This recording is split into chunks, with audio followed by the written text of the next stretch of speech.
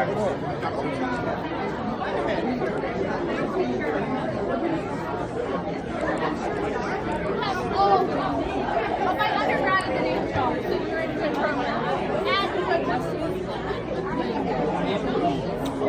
sorry.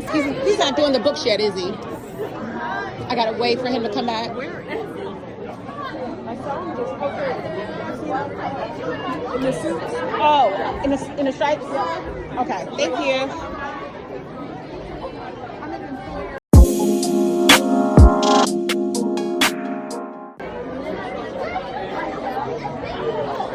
Ooh, be careful. Hello. Hi, are you the speaker of the night? Might be. How you doing? Oh, hi, my name is Pam. I was interested in finding out about your book. Yep. Okay. All right. When did you come through? You said, when did I come through? Yeah, did you graduate? Oh, yeah. So 2022, and then this December.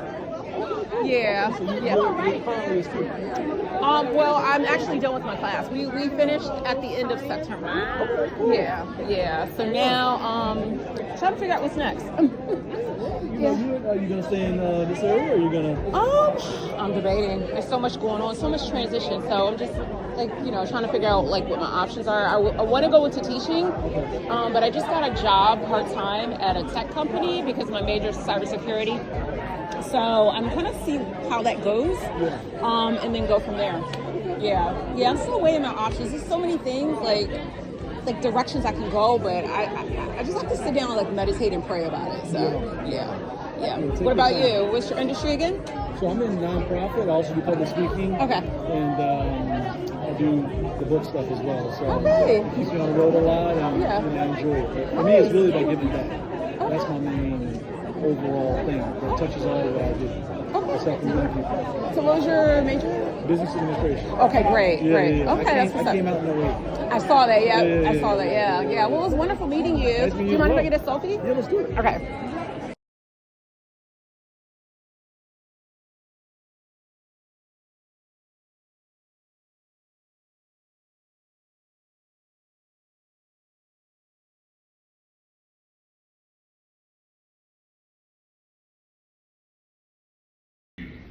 To everybody here, welcome home.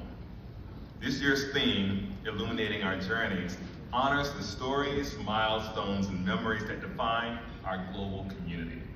Homecoming brings us together to reflect on where our journeys have led, celebrate who we are, and look ahead to what's next. Let me share a quick snapshot of where UMGC stands, and I'll give you a couple of numbers that Kwame talked about as well. In 3 recent terms, fall, winter, and summer, we welcomed a record number of new students, and for the first time in the history of this university, our cumulative head count for the year topped 100,000 learners.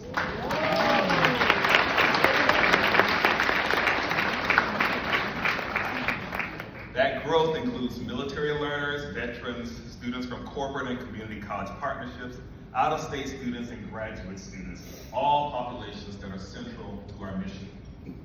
We also granted more than 19,000 degrees and certificates, more than any other school in the state of Maryland. In the streets.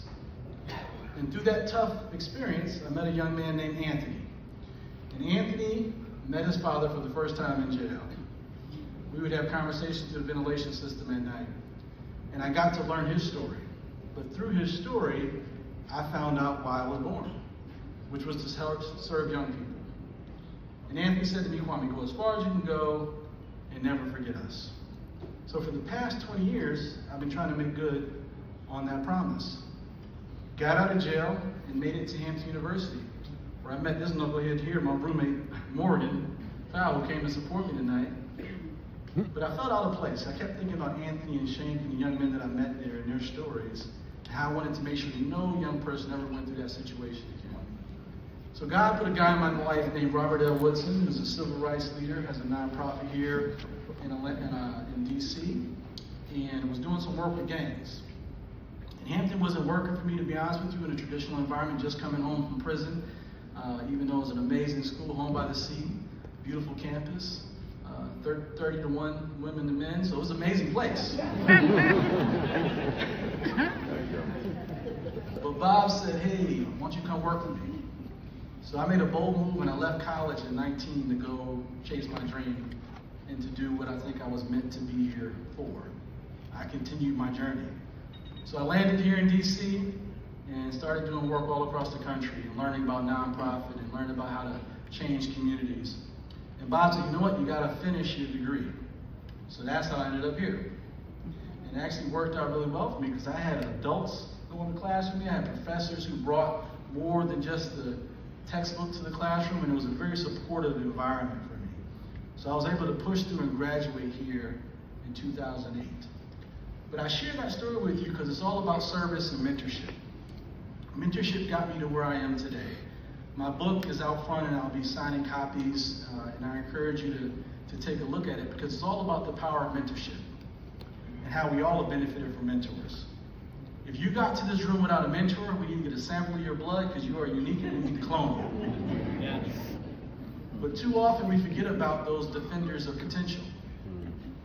Today I'm the president and CEO of Big Brothers and Big Sisters Metro Atlanta. We serve 3,000 kids across 12 counties in Atlanta, also in Macon and Dalton, Georgia.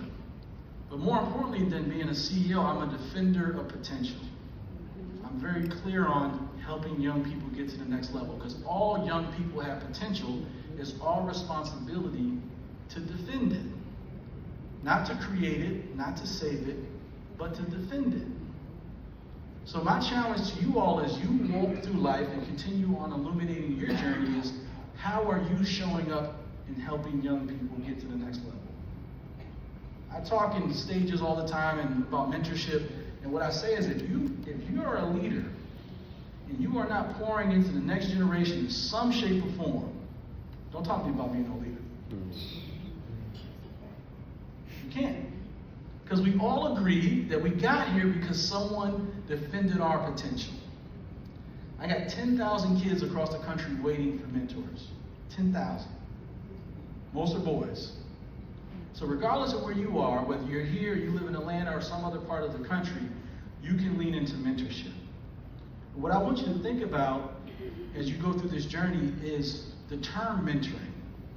Most people don't realize that the term mentoring does not exist in every language. So in Latin, for example, there's no equivalent for mentoring. And if you travel across the world to different parts of the country, different parts of the world, and you ask people about mentoring, what they tell you is that is family.